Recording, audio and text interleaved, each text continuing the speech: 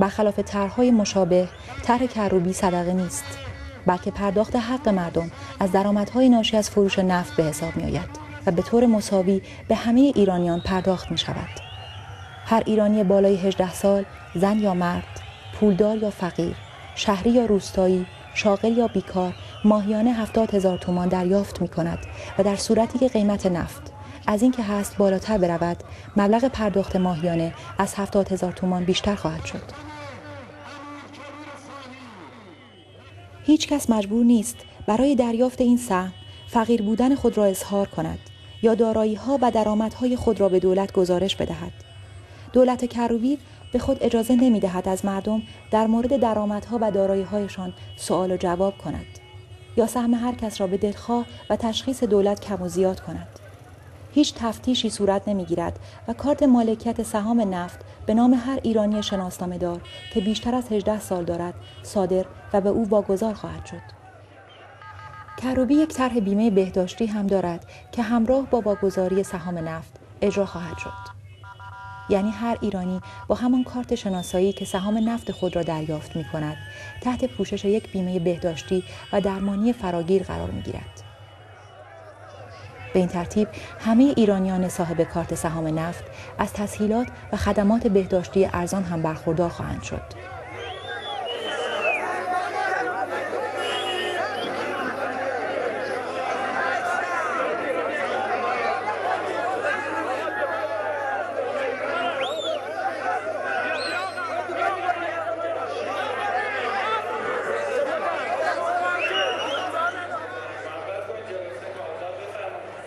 طرح بیمه دیگری هم نوشته شده که بر مبنای آن تحصیل در دانشگاه تحت پوشش بیمه قرار خواهد گرفت.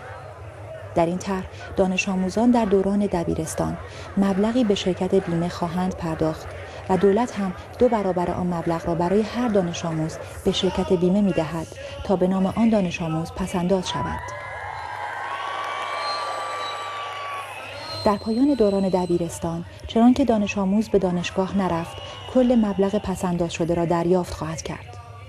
اما اگر به دانشگاه رفت، می‌تواند از بیمه تحصیلی استفاده کند که هزینه‌های دانشگاه را پرداخت نموده و کمک هزینه ماهیانه‌ای را نیز فراهم می‌کند.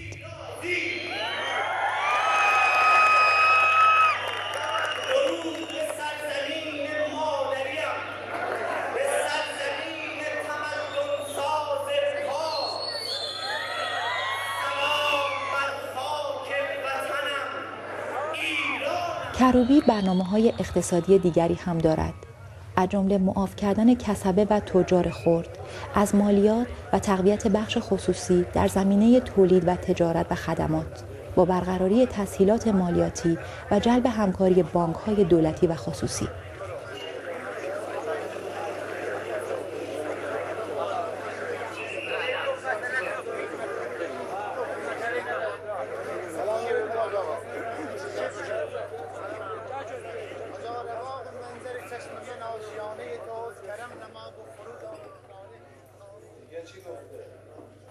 باز هم از خودتان میپرسید چرا مهدی کروبی میخواهد رئیس جمهور شود؟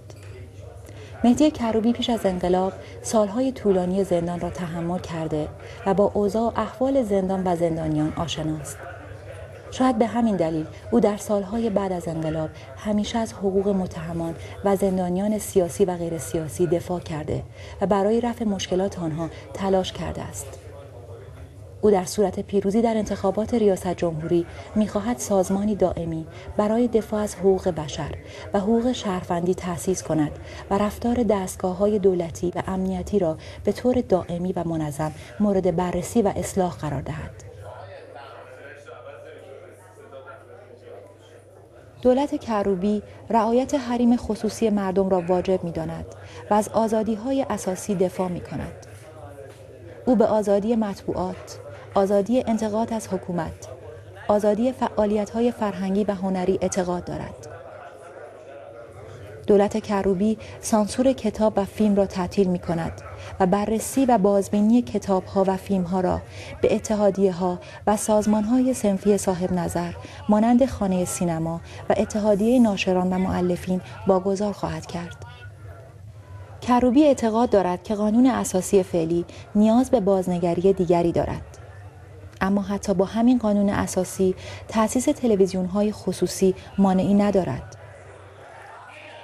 سازمان صدا و سیما به عنوان تشکیلات مرکزی می‌تواند برای تأسیس تلویزیون‌های خصوصی امتیاز یا پروانه کار صادر کند و فرستنده‌ها و امکانات پخش در اختیار آنها قرار دهد و در این حال بر آنها نظارت داشته باشد. در این حال تأسیس تلویزیون‌های خصوصی باعث ایجاد رقابت و مشارکت بخش خصوصی و قدمی در راه احیای حق کسب و کار و آزادی تولید در زمینه فرهنگ و هنر است. دولت کروبی حقوق اقوام و مذاهب را به رسمیت می‌شناسد و اجرای اصل 15 قانون اساسی را وظیفه خود می‌داند. او اعتقاد دارد باید فرهنگ‌ها، زبان‌ها و مذاهب ایرانی احساس آزادی کنند و نقش شوراها در گسترش و تقویت حاکمیت محلی بیشتر شود.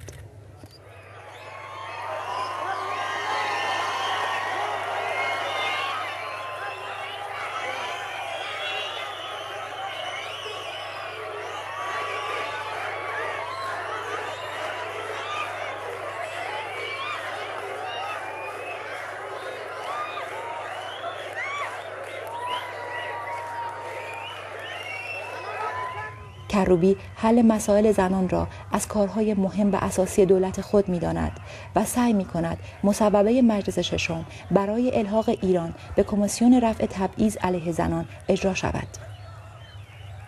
او برنامه‌هایی برای تقویت و حمایت از تشکل‌ها و انجمن‌های غیردولتی زنان دارد و تصمیم دارد حداقل یک وزیر زن در کابینه‌اش داشته باشد. یک چیز را همه می‌دانند، با اینکه کروبی مرد عمل است. او کم حرف می‌زند و کمتر وعده می‌دهد. وعده‌های او حرف‌های کلی و شعارهای مبهم نیست، بلکه برنامه‌های روشن با شرایط معلوم و ارقام دقیق است. او به خوبی می‌داند که چه می‌گوید و می‌داند که چطور باید حرف‌هایش را اجرایی کند. او یک روحانی سرشناس و با سابقه است که در میان روحانیون و مراجع دینی اعتبار دارد.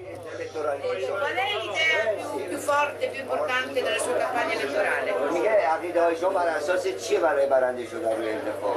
چی بر اساسی صحبت می‌کنید؟ اون برنامه‌هایی که داره.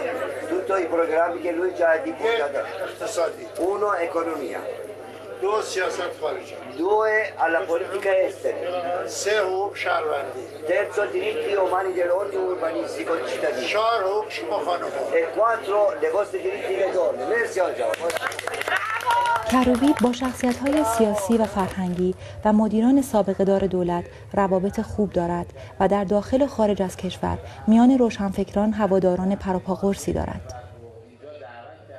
روشنفکرانی مثل عبدالکریم سروش، بابک احمدی و عطاالله مهاجرانی از او حمایت می‌کنند.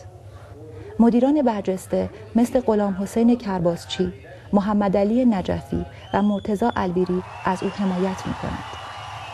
فعالان حقوق بشر مثل عمادالدین باقی و عباس عبدی از او حمایت می‌کنند و فیلمسازان و روزنامه نگارانی مثل بهروز افخمی و علی معلم و محمد قوچانی هم از او حمایت می‌کنند. اینها می‌دانند که مهدی کروبی برش دارد و وقتی که از تغییر حرف می‌زند می‌داند که چه چیزی حرف می‌زند و می‌تواند واقعاً تغییر ایجاد کند.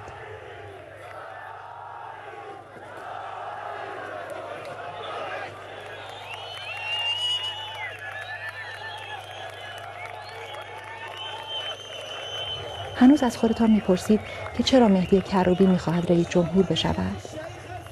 دیگر دارید مرا عصبانی میکنید. لطفاً دست بردارید. شک و تردید را کنار بگذارید و روز 22 خرداد به مهدی کروبی رأی بدهید. او برای تغییر آمده است و نشان داده است که میتواند.